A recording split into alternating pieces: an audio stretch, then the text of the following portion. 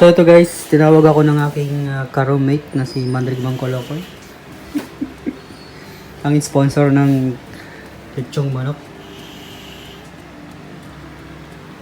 Ayan.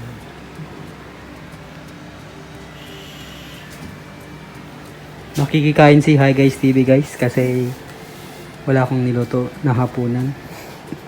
Buti na lang may sponsor guys, mabait na ka-flatmate. Shoutout doon sa sponsor ng manok, si Mandrig Mangkolokoy. Ayan. Tapos kape. Guys, shoutout sa may sponsor. Daddy you. Daddy yo! How are you, Daddy yo? Na-miss ka na ni Mami yo. So, ganito ang reality ng buhay guys. Pag wala kang niluto, makikain ka na lang. Give and take lang, guys. Tapos, bawi ka na lang next day. Ayan.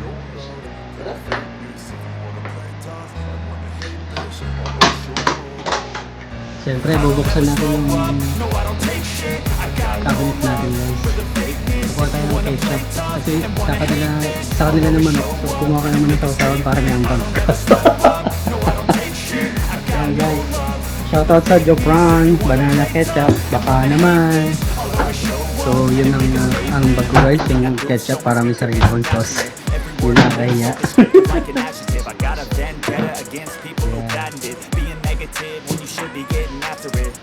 This is the reality of life for being an OFW guys.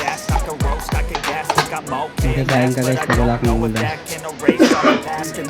Bumawi ka the other day. So shout out natin si manager.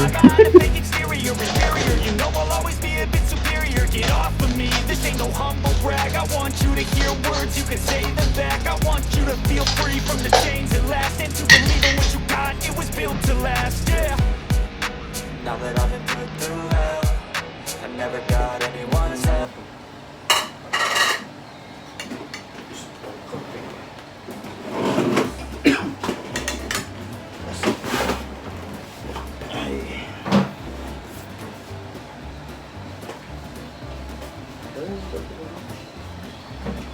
Ayos ba din?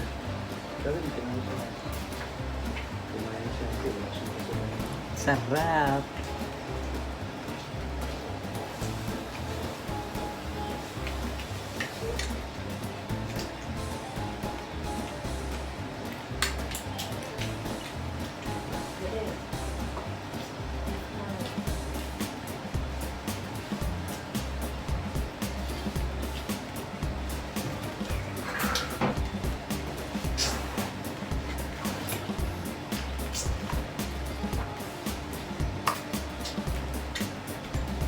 Guys, kapal mo yung bagal ito. Nakala ng brush. Ayaw naman yun.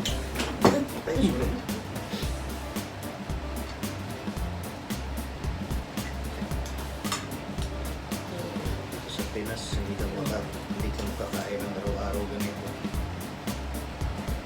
Ang lechong manok sa atin. Yung isang buong manok guys is ano, tenderans.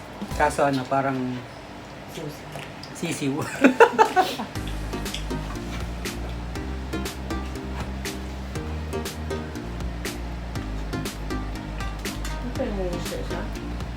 Pero naman. Para lang yung left foot. Bala na tayo dyan. Sumba na yung kape ko. Ang breast. Guys,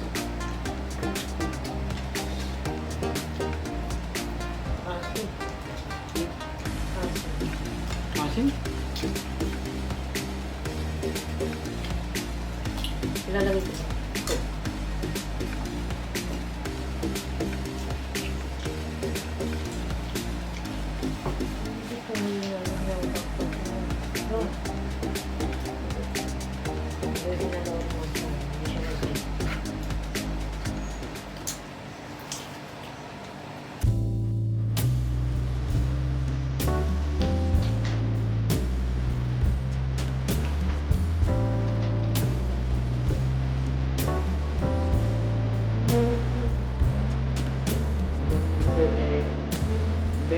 malaking tulungan mo nito eh.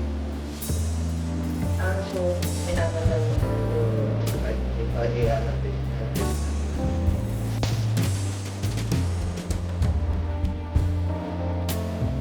So, 10 minutes. Simula.